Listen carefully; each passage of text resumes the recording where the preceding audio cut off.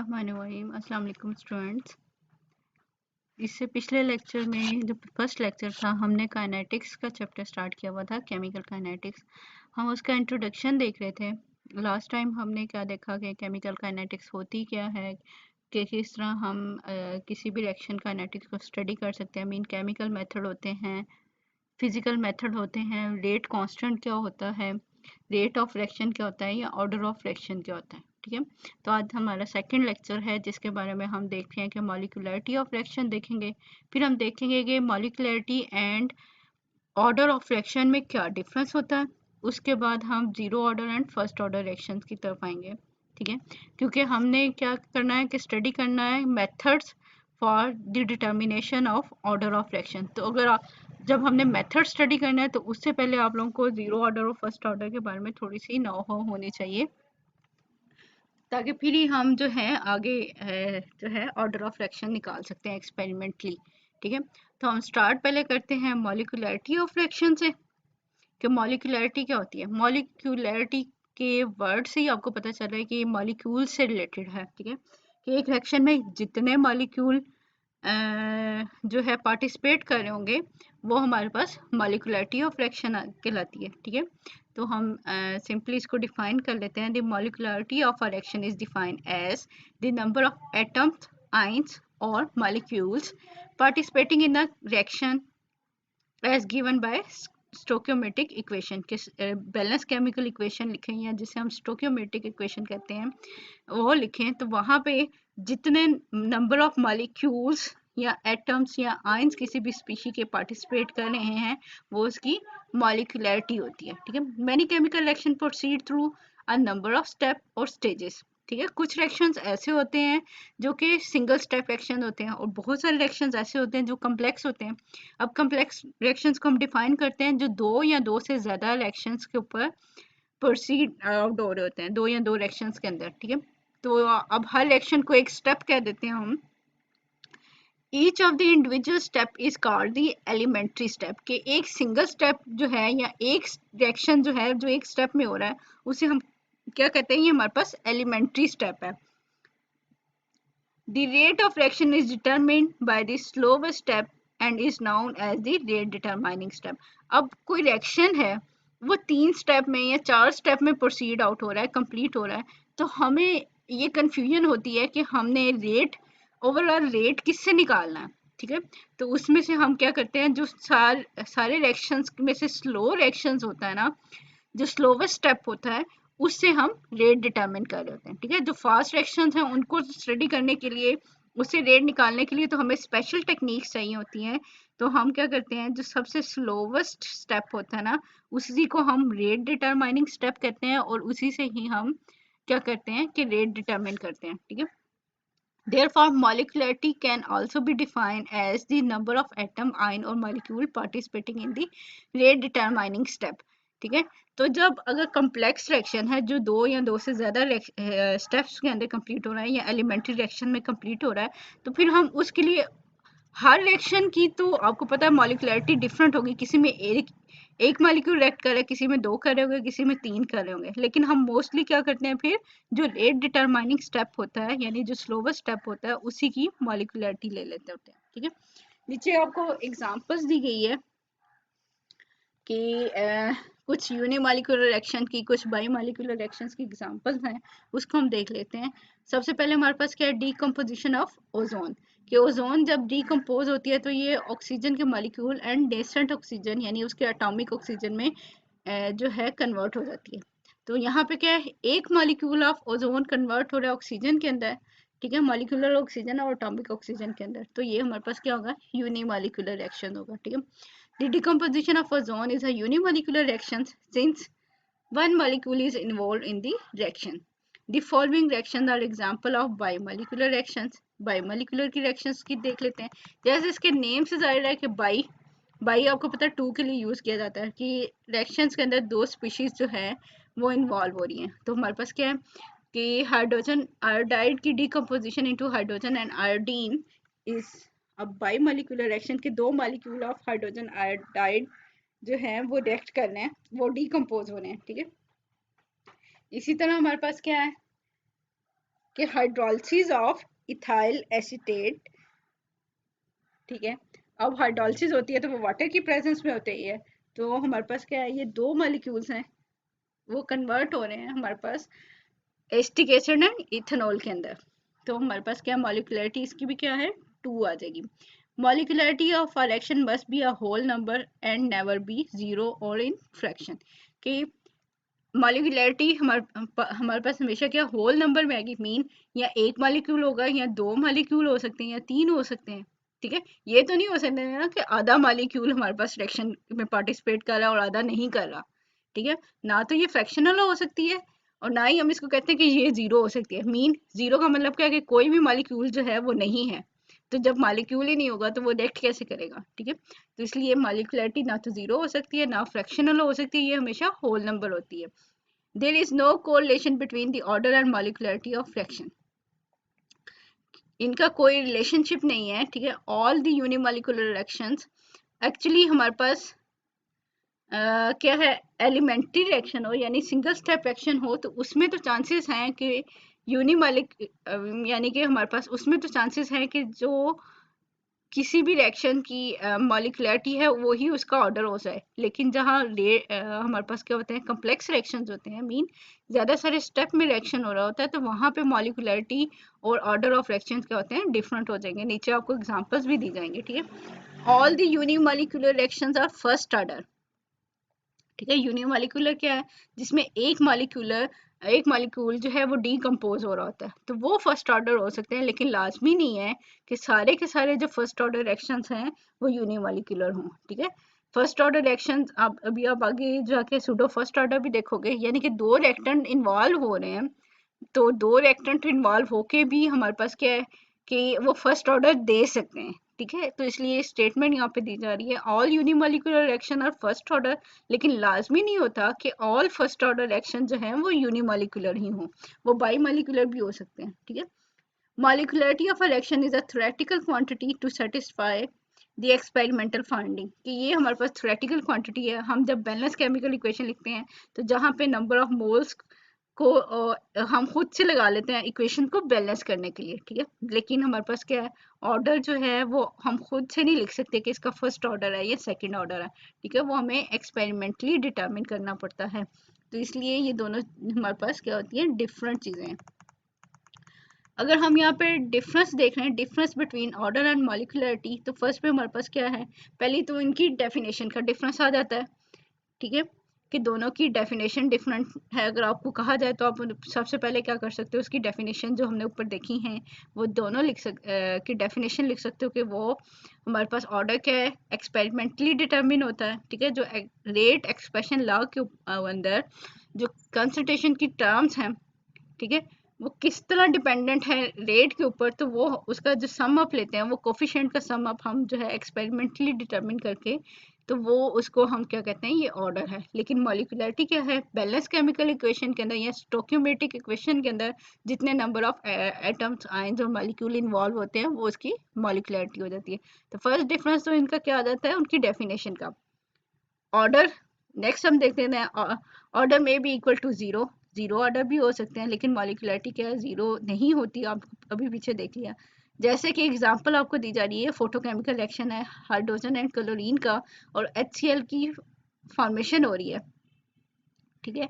ये लाइट की प्रेजेंस के अंदर होता है, तो लाइट जो है वो रिएक्टेंट के तौर पे एक्ट नहीं कर रही होती, तो ये इसलिए हमारे पास ये कह भी सकते हैं हम, ये जीरो ऑर्डर है। नीचे भी हमने देखने जीरो ऑर्डर को हमने ड्राइव भी करना है, ठीक है। It can not be more than 4, ठीक है। ये 4 नहीं हो सकता ऑर्डर, ठीक है। And it can be more than 4 के 4 मॉलिक्यूल रिएक्ट कर भी सकते हैं, ठीक है। कि लेकिन जो है ऑर्डर ऑफ रिएक्शन जो है वो 4 नहीं हो सकता। It may be in fraction और इन होल नंबर, के ऑर्डर में भी फ्रैक्शन में भी हो सकता है और जो है होल नंबर भी हो सकता है। अभी ऊपर मैंने कल आपको एग्जांपल दी थी HBr की, जो है हमारे पास रिएक्शन था उसकी फॉर्मेशन वाला, वो फ्रैक्शनल था, ठीक है। लेकिन हमारे पास क्या है, मॉलिक्युलरिटी हमेशा होल नंबर में आती है। अभी ये हमने पीछे देख लिया। एग्जांपल आपको दी जा रही है ऑर्डर में कि हमारे पास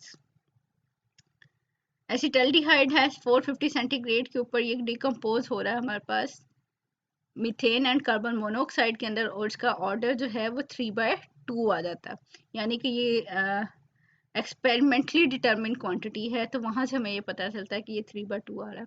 ठीक है, it is entirely an experimental quantity, experimentally determine कर सकते हैं हम, इजीली खुद से नहीं बता सकते। It is a theoretical quantity to satisfy the experimental finding के मॉलिक्यूलरिटी क्या है, हम बैलेंस केमिकल इक्वेशन को देख के निकाल सकते हैं। ठीक है, अब ऑर्डर क्या है, it can not be obtain from simple balance chemical equation. ठीक है, लेकिन मॉलिक्यूलरिटी क्या होती है, it can be obtain from the simple balance chemical equation.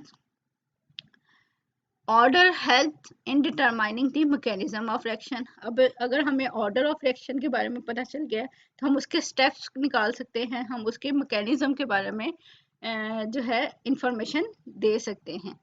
लेकिन जो मॉलिक्यूलरिटी है ये कोई आइडिया नहीं देती about the mechanism of reaction, it does not give any idea about the mechanism of reaction. ठीक है, अगर हम ऑर्डर को देखें, 7th पॉइंट है हमारे पास, it pertain to a reaction as a whole irrespective of the intermediate step involved for its completion। के ऑर्डर ऑफ रिएक्शन जो है वो किसी एक रिएक्शन का नहीं होता, एक स्टेप का ऑर्डर नहीं होता, ऑर्डर जो है वो पूरे के पूरे रिएक्शन का ऑर्डर होता है।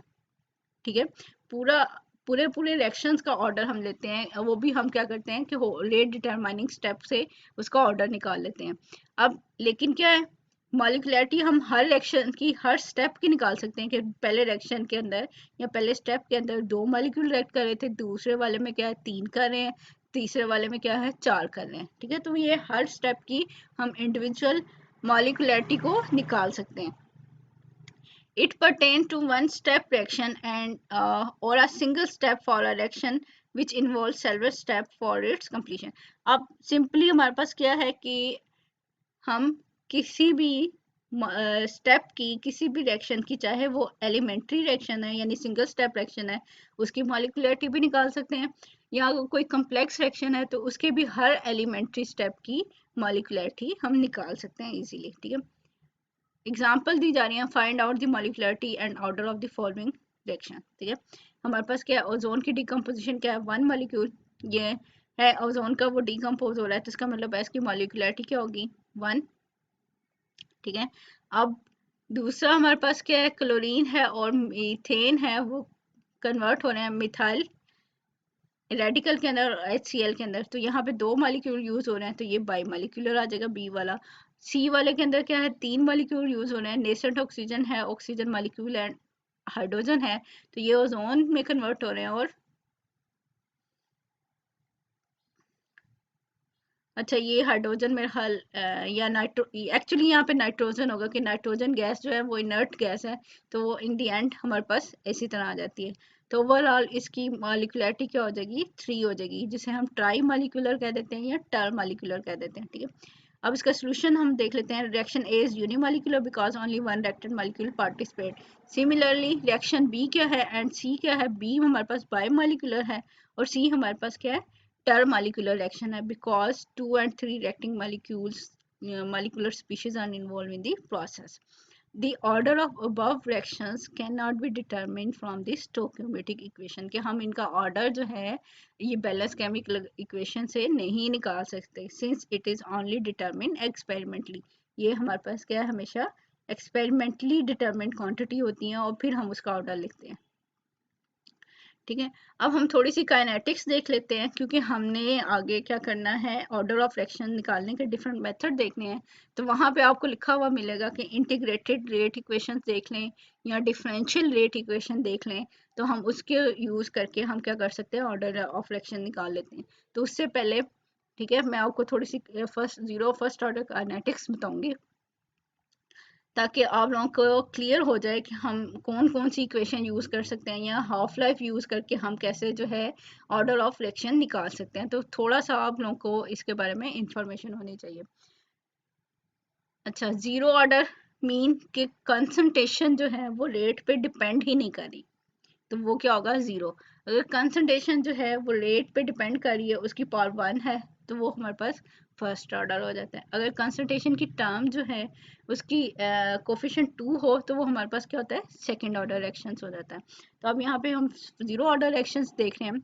अ reaction is said to be zero order if the rate of reaction is independent of the reactant concentration, कि हम कंसंट्रेशन को इंक्रीज करें डिक्रीज करें, रेट के ऊपर कोई भी इफेक्ट ना हो, तो ये हमारे पास क्या होता है, जीरो ऑर्डर रिएक्शन है। ठीक है, कंसीडर द फॉलोइंग रिएक्शन के ए है रिएक्टेंट, वो कन्वर्ट हो रहा है प्रोडक्ट के अंदर।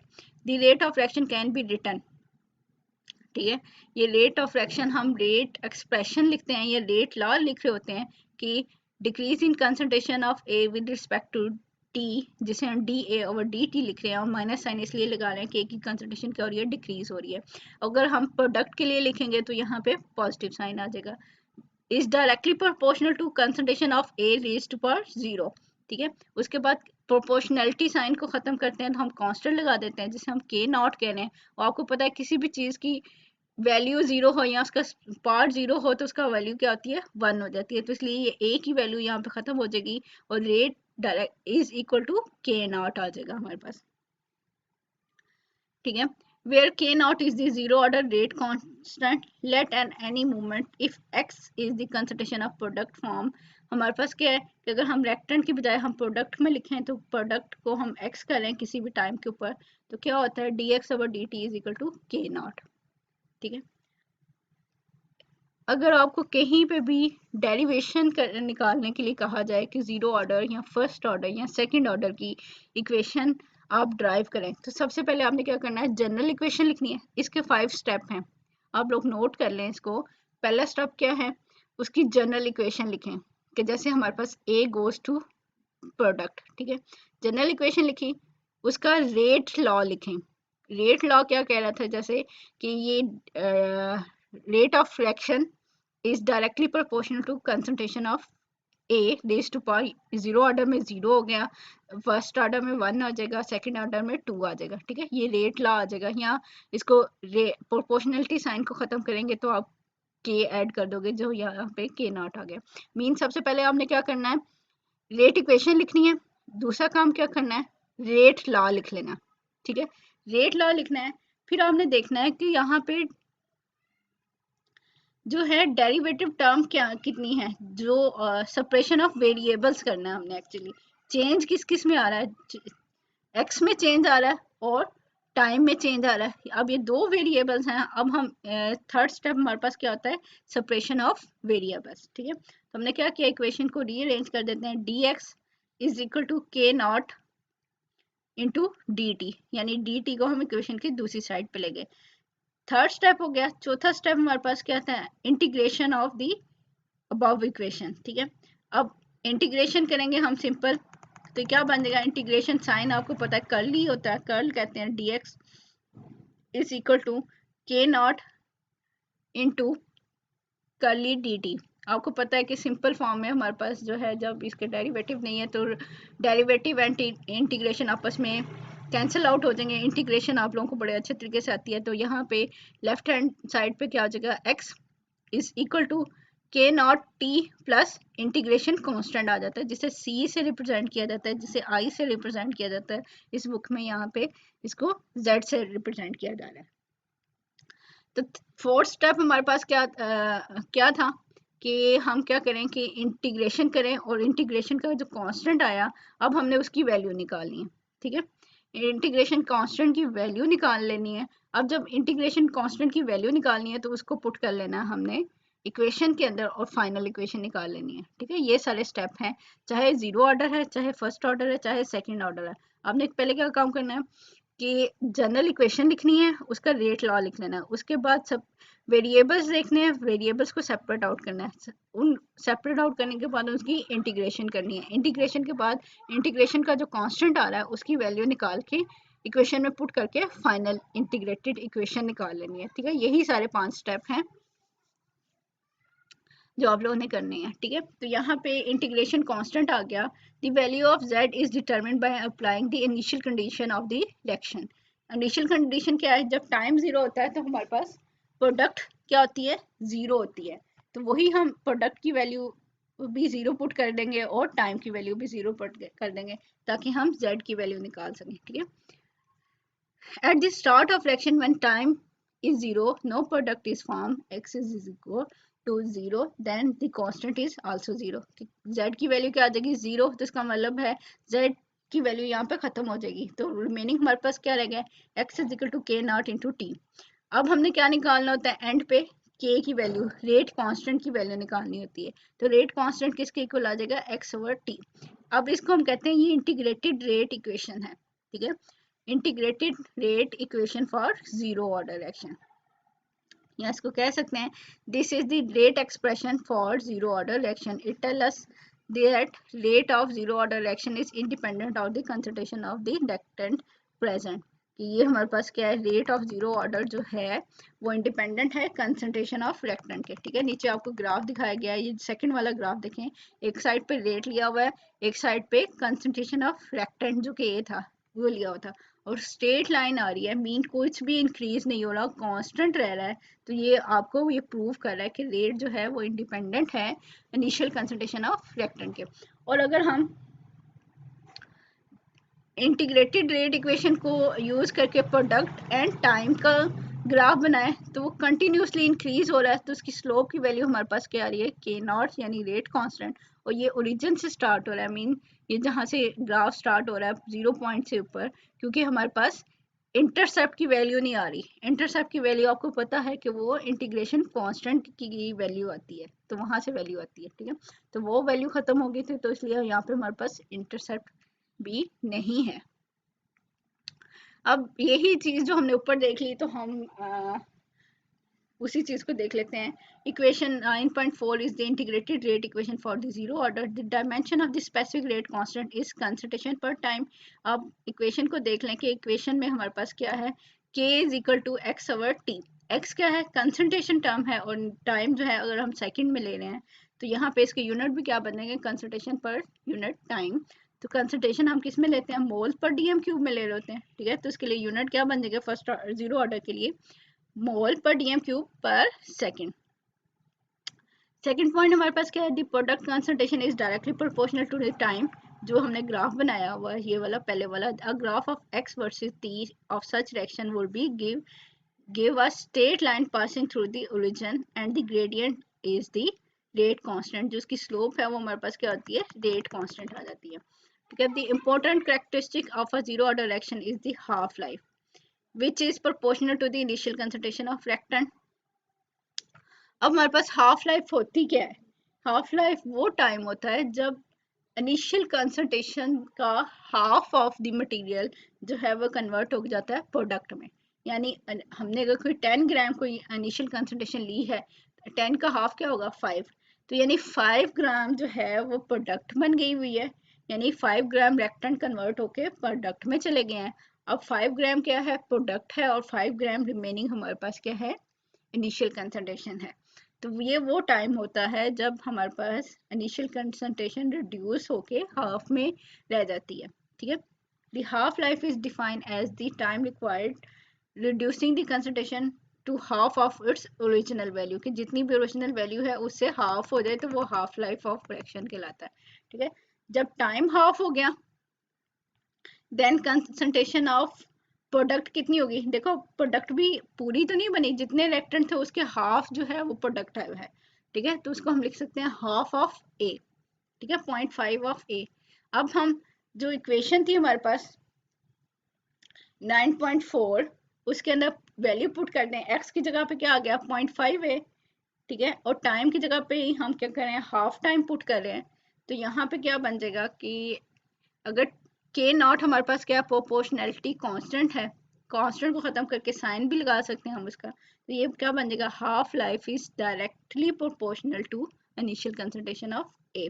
एक्चुअली क्या हो सकता है कि ये 0.5 को इधर दूसरी साइड पे इक्वेशन के दूसरी साइड पे डिवाइड कर दें तो के नॉट भी एक वैल्यू है, ठीक है, डिजिट में वैल्यू होगी वो 0.5 उससे डिवाइड करके, यानी एक कांस्टेंट वैल्यू है, तो इसकी इन दोनों को हम क्या कर सकते हैं प्रोपोर्शनैलिटी कांस्टेंट पुट कर सकते हैं, where A is the initial concentration of reactants, ठीक है. तो आपने ये याद रखना है कि half life of zero order is directly proportional to the initial concentration of the reactants.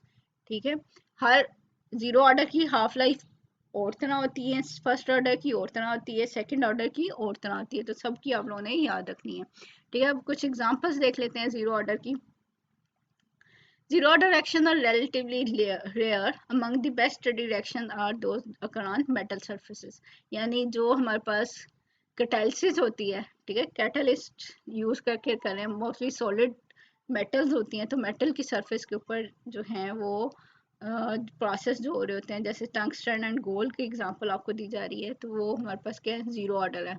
ठीक है, जैसे decomposition of ammonia to form nitrogen and hydrogen on tungsten is zero order reaction. इसी तरह डिकम्पोजिशन ऑफ हाइड्रोजन आयोडाइड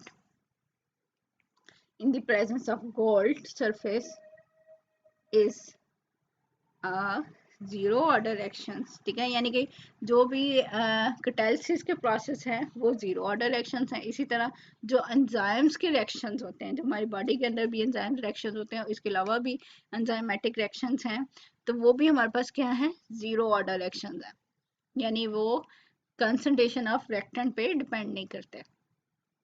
ठीक है, अब हम सब फर्स्ट ऑर्डर रिएक्शन देख लेते हैं। वही स्टेप, जो 5 स्टेप हैं वही रिपीट होंगे यहाँ पे, जस्ट कंसंट्रेशन टर्म्स क्या होगी, उसकी पावर क्या है, 1 है यहाँ पे। ठीक है, in a first order reaction the rate of reaction is directly proportional to the concentration of only one reactant, के एक रिएक्टेंट की कंसंट्रेशन पर ये डिपेंड कर रहा है, and independent of the others if present, कि अगर एक से ज्यादा रिएक्टेंट्स प्रेजेंट भी हैं तो सिर्फ एक की कंसंट्रेशन पर ही डिपेंड कर रहा है, बाकियों की कंसंट्रेशन पर रेट डिपेंड नहीं करता। अब फर्स्ट ऑर्डर रिएक्शन में भी रिप्रेजेंटेड एट के ए है हमारे पास, वो प्रोडक्ट में कन्वर्ट हो रहा है, तो हम पहले क्या करते हैं, जब टाइम जीरो है तो ए की कंसंट्रेशन क्या होती है, स्मॉल ए से इसको रिप्रेजेंट किया जाता है। ठीक है, और प्रोडक्ट क्या होती है, जीरो होती है। जब कुछ टाइम गुजर जाता है, mean time is equal to t second, तो ए की कंसंट्रेशन क्या बन, अब कुछ ना कुछ प्रोडक्ट बन जाती है एक्स जिसे हम कहते हैं, तो ए में से कुछ पार्ट एक्स में कन्वर्ट हो गया, तो इसको हम क्या लिख देते हैं, ए माइनस एक्स जो है कंसंट्रेशन रह जाती है ए की, तो इसलिए हम यहाँ पे ए माइनस एक्स लिखा करेंगे आगे, नेक्स्ट इक्वेशन में आपको दिखाया भी जा रहा है। ठीक है, अब हम क्या करते हैं, rate expression for the above reaction क्या है, decrease in concentration of A with respect to time is directly proportional to the concentration of A है। अब प्रोपोर्शनलिटी साइन की जगह पे हम के यूज कर लेंगे, इसको K1 लिख सकते हैं, लेकिन अगर आप इसको K1 ना भी लिखो तो आपको पता है ये K है, ये फर्स्ट ऑर्डर रिएक्शन हम कर रहे हैं इसके लिए। ठीक है, where A is the concentration of reactant A at any time T and K is the rate constant. अब हम क्या कर सकते हैं कि रेट एक्सप्रेशन को हम क्या कर सकते हैं, प्रोडक्ट की फॉर्म में लिखेंगे, तो A की बजाय हम X की टर्म में लिख लेंगे। ठीक है, इफ A जो यानी स्मॉल a इज मोल पर डीएम क्यूब, ठीक है, is the initial concentration of A and X mole per cubic decimeter is the product is formed after time t, then the rate expression can be written के अब A में से कुछ concentration जितनी X बनी है उसको हम यहाँ पे माइनस कर देंगे, तो A की जगह पे जो रिमेनिंग कंसंट्रेशन A की रह जाती है वो A माइनस एक्स आ जाता है, तो हम इसको क्या लिख सकते हैं, D X over D T is equal to K into A minus X, where A minus X is the concentration of A which remain undecompose after time t। ठीक है, कि अब ये इतनी अनडिकम्पोज रहती है, ये मीन कि ये इतनी कंसंट्रेशन अभी रहती है, बाकी सारी जो है वो प्रोडक्ट में कन्वर्ट होगी हुई है। ठीक है, अब हमने क्या करना है, रेट एक्सप्रेशन लिख लिया, ये 9.6 इक्वेशन जो है रेट लॉ की एक्सप्रेशन है। अब हमने क्या किया, सेपरेशन ऑफ वेरिएबल dx है और a माइनस एक्स वेरिएबल्स हैं, चेंज आ रहा है और साथ साथ इसमें dt में चेंज आ रहा है। ठीक है, अब हम इसकी इंटीग्रेशन करेंगे, आपको इंटीग्रेशन का सोल्यूशन आता है कि जब 1/x होता है तो उसके जो आंसर आता है इंटीग्रेशन का होता है log नेचर x, 1/-x हो तो उसका माइनस log नेचर x आता है। ठीक है, और a तो यहाँ पे कांस्टेंट है, तो इसलिए अब हमारे पास के वैल्यू का आंसर क्या आएगा कि minus log natural a minus x, दूसरी साइड पे के टी प्लस z आ जाएगा जो कि हमारे पास इंटीग्रेशन कांस्टेंट है। वही काम करना है, हमने z की वैल्यू निकालनी है। z की वैल्यू निकालने के लिए हम इनिशियल कंडीशन पुट करते हैं, जब टाइम जीरो होता है तो x की वैल्यू जीरो होती है। ठीक है, where z is a constant of integration. Since at the beginning of reaction no product is formed, the value of x can be 0. Putting the x is equal to 0 and time is 0 in equation number 9.7, तो हमारे पास z की क्या value आ जाएगी, minus log natural a, क्योंकि x तो 0 है, इसी तरह के टी की टर्म 0 हो जाएगी, तो z की वैल्यू बन जाएगी minus log natural a is equal to z. अब हम इस इक्वेशन को z की वैल्यू को 9.7 इक्वेशन में पुट करेंगे, सब्स्टिट्यूट करेंगे, तो ये क्या बन जाएगी equation, minus log natural a minus X is equal to K T minus log natural a. तो अगर हम इस इक्वेशन को रीअरेंज करें तो ये माइनस लॉग नेचुरल a है, तो इक्वेशन की दूसरी साइड पे जाएगा तो ये प्लस में आ जाएगा. ये बन गया log natural a minus log natural a minus x. तो आपको पता है लॉग नेचुरल में जो माइनस की टर्म होती हैं या लॉग में जो माइनस की टर्म होती हैं वो क्या है, डिवीजन में आ जाती हैं. ठीक है, तो ये क्या बन जाएगा, log natural a over a, log natural a minus x, यहाँ a की दफ़ा हम इसका लॉग नेचुरल लिख लेते हैं. ठीक है, is equal to K T. अब सिर्फ हमने k निकालना है तो t भी क्या होगा, इक्वेशन की दूसरी साइड पे डिवाइड हो जाएगा. और आपको ये भी पता है कि लॉग नेचुरल को अगर हम सिंपल लॉग बेस 10 में कन्वर्ट करते हैं तो ये इसकी क्या वैल्यू आ जाती है, 2.303 लॉग आ जाता है, सिंपल LOG वाला. तो हमने यहाँ पे यही काम किया. तो हमारे पास फाइनल जो वैल्यू आ रही है, जो फाइनल इक्वेशन आ रही है, जिसको हम कहते हैं इंटीग्रेटेड रेट इक्वेशन. ठीक है, तो वो क्या है, k is equal to 2.303 over t log of a over a minus x. तो इसको हम कहते हैं integrated rate equation for the first order reaction. ठीक है, सेम उसी तरह हम क्या कर लेते हैं, ग्राफ बना लेते हैं और हाफ लाइफ ऑफ रिएक्शन को देख लेते हैं. Some important characteristics of first order reaction are all follow. इससे हमें पता चला है k depend only on the ratio of concentration of a over a minus x, कि k जो है डिपेंड कर रहा है कंसंट्रेशन टर्म्स के ऊपर, कि उसमें डिनोमिनेटर में भी कंसंट्रेशन है और न्यूमरेटर में भी कंसंट्रेशन है. Hence the dimension of reciprocal of time, यानी माइनस टी इसकी आएगी, क्योंकि कंसंट्रेशन टर्म्स तो कैंसिल हो गई, सिर्फ टाइम रह गया यहाँ पे.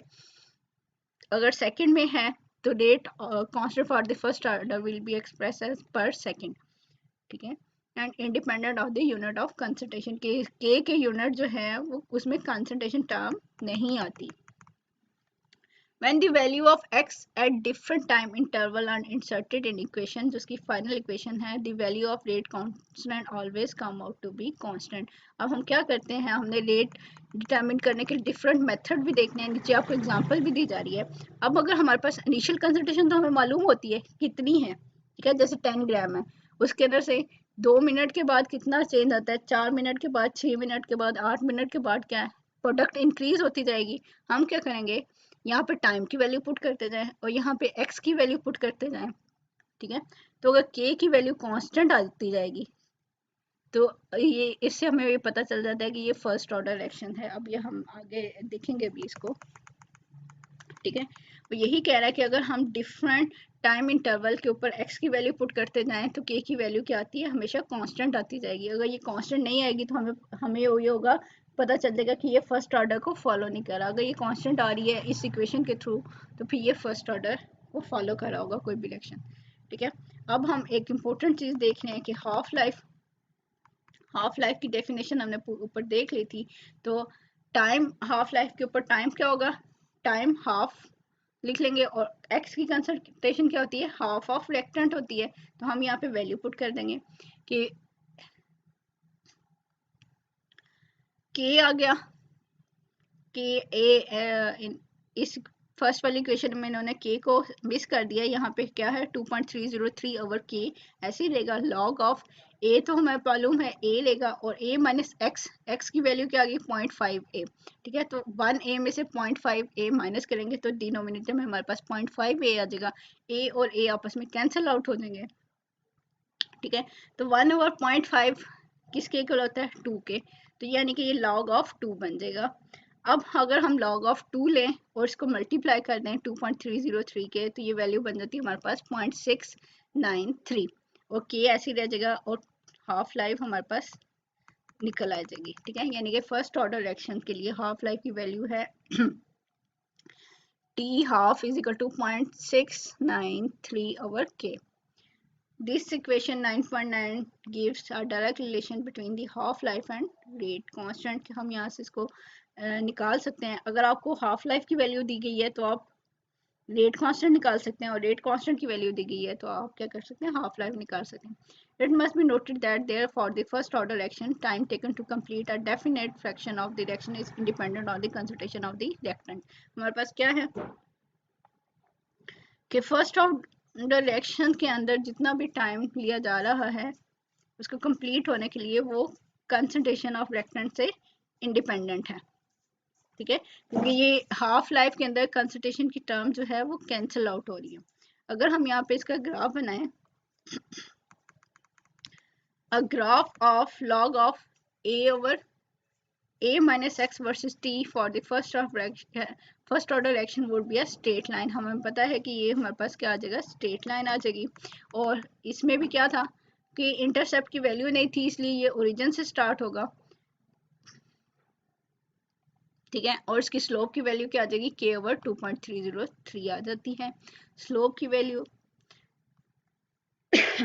और ये ओरिजिन से पास आउट कर रहा है और इसमें इंटरसेप्ट नहीं है. इसी तरह हम इसकी एग्जांपल्स देख लेते हैं. There are number of reactions which are found to follow the first order kinetics. कि बहुत सारे reactions हैं जो first order kinetics को follow कर रहे हैं.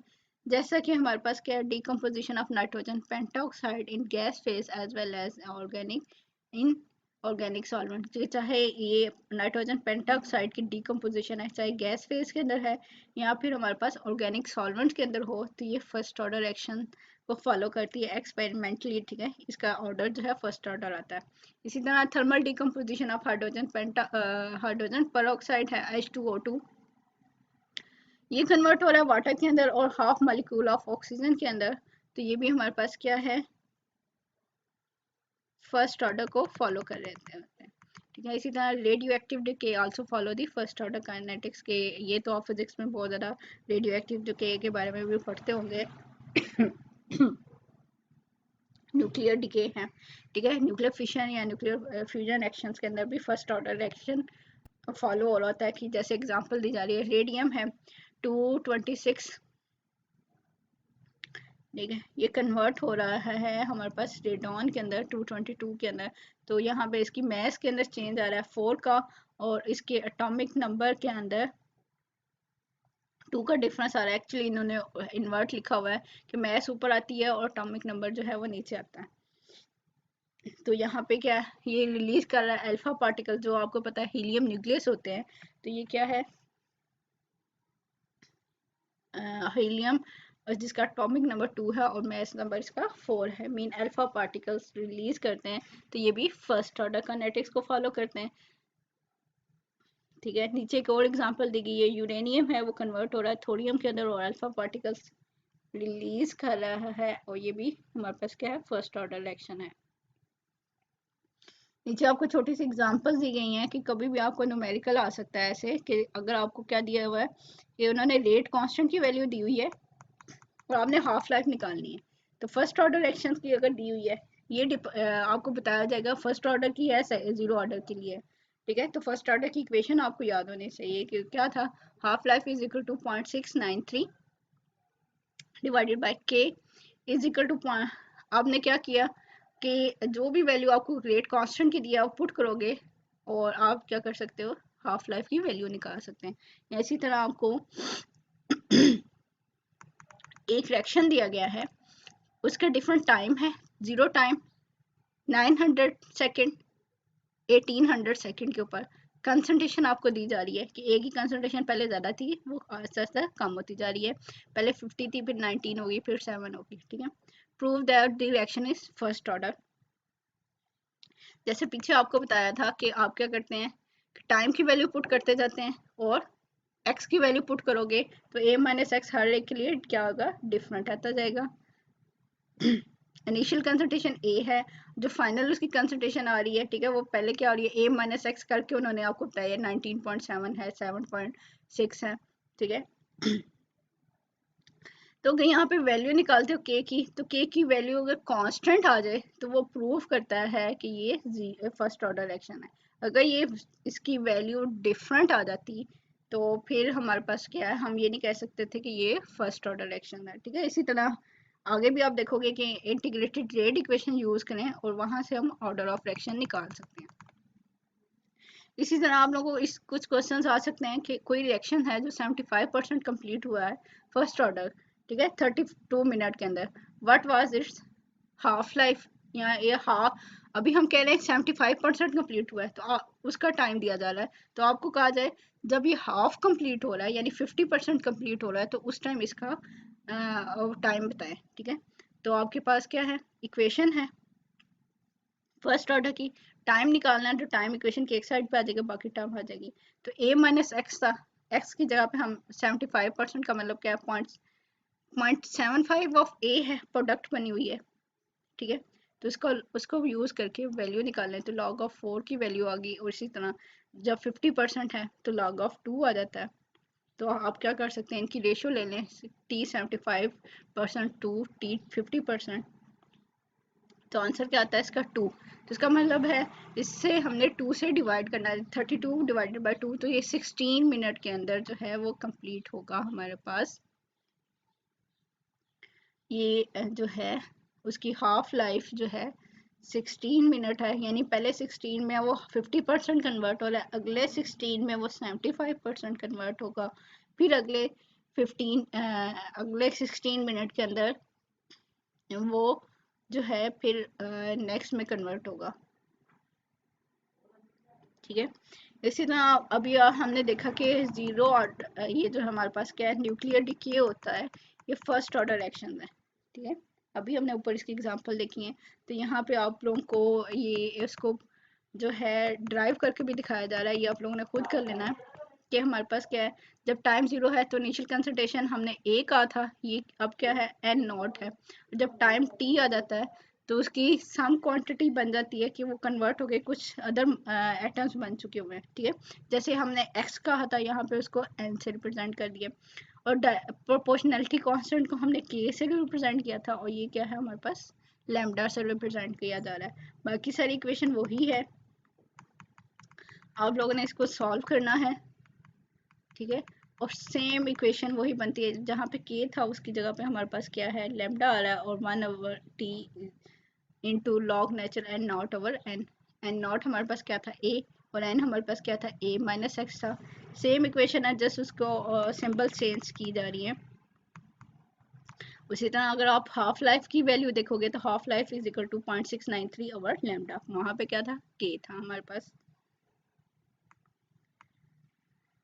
ठीक है, नीचे इन्होंने क्या किया, उसको एक्सपोनेंशियल टर्म में लिया हुआ, एक्सपोनेंशियली आप इसको देख भी सकते हैं, कर भी सकते हैं, और अगर आप नहीं भी करे तो इट्स ओके। ठीक है,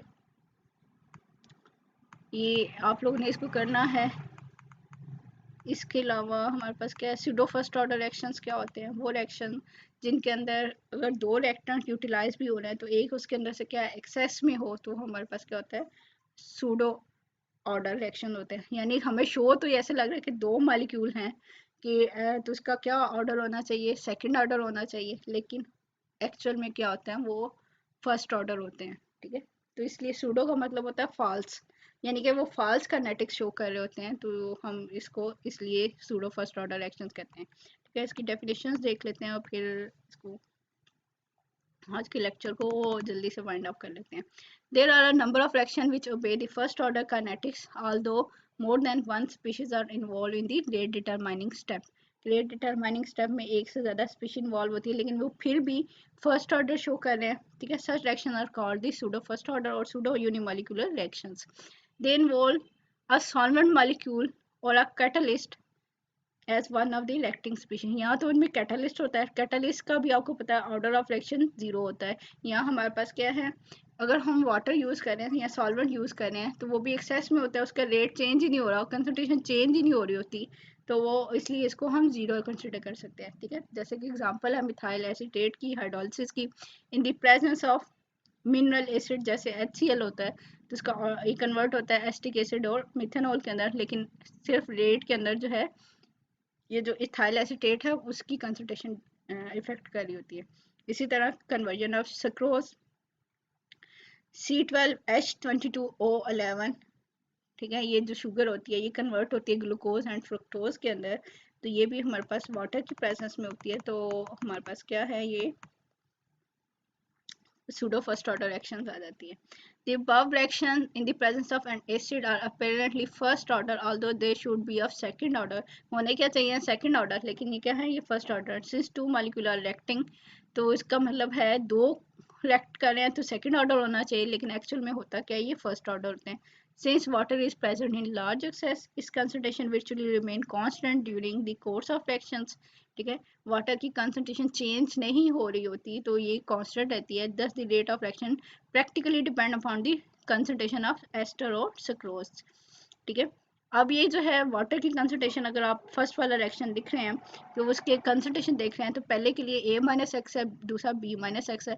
अब b में चेंज ही नहीं आ रहा, अब तो x b के लिहाज से उसको सिंपल इसको b लिख दिया, या अब वाटर की कंसंट्रेशन कंसिडर ही नहीं होती, तो इस b को k के साथ मल्टीप्लाई कर रहे हैं तो वो k प्राइम यहाँ पे शो कर रहे हैं। ठीक है, यानी कि एक कांस्टेंट टर्म आ गई है, तो उसको k भी कांस्टेंट है तो उसको उसके साथ मेंशन कर दिया जाता है, बाकी हमारे पास क्या सेम रह जाता है। और k प्राइम आपको इसलिए दिखाया जा रहा है कि ये हमारे पास सूडो फर्स्ट ऑर्डर रिएक्शन के लिए, बाकी इक्वेशन वही है 2.303 divided by t log of a over a minus x है। ठीक है, अगर इसको हम वॉल्यूम की टर्म में लिखें तो a की जगह पे a infinite minus V naught के इनिशियल कंसंट्रेशन क्या है, जो फाइनल में से इनिशियल माइनस कर दें तो ये वो a होता है, और a माइनस एक्स यानी किसी भी टाइम पे कंसंट्रेशन लेनी है तो v इन्फिनिट जो कंसंट्रेशन है माइनस किसी भी टाइम के ऊपर जो कंसंट्रेशन या वॉल्यूम आ रहा होता है वो लिखा जाता है। आपको यहाँ पे डिफरेंट वैल्यूज दी गई हैं, टाइम दिया गया है और वॉल्यूम दिया गया है, तो आपको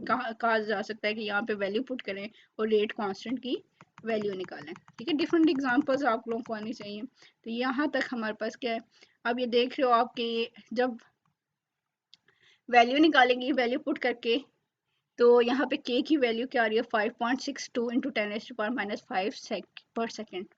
एक तो आपको यूनिट से ही पता चल जाएगा, पर सेकेंड का मतलब क्या है कि ये हमारे पास फर्स्ट ऑर्डर है, और इसकी वैल्यू क्या आ रही है फॉर 5 पॉइंट्स में आगे चेंज आ रहा है लेकिन है तो 5 ही ना। ठीक है, this is the k is constant, k की वैल्यू बड़ी एग्रीमेंट में आ रही है, and the hydrolysis of ethyl acetate is a first order reaction, कि ये हमारे पास फर्स्ट ऑर्डर रिएक्शन है। तो ये तो था आज का रिएक्शन, आज का लेक्चर, जिसके अंदर हमने जीरो ऑर्डर, फर्स्ट ऑर्डर और कुछ सूडो ऑर्डर रिएक्शंस को जस्ट देख लिया, और साथ साथ molecularity and order of reaction के बारे में स्टडी कर लिया। तो आप लोगों ने इसको अच्छे तरीके से याद कर लेना है। इससे नेक्स्ट हम सेकंड ऑर्डर करेंगे और मेथड्स करेंगे।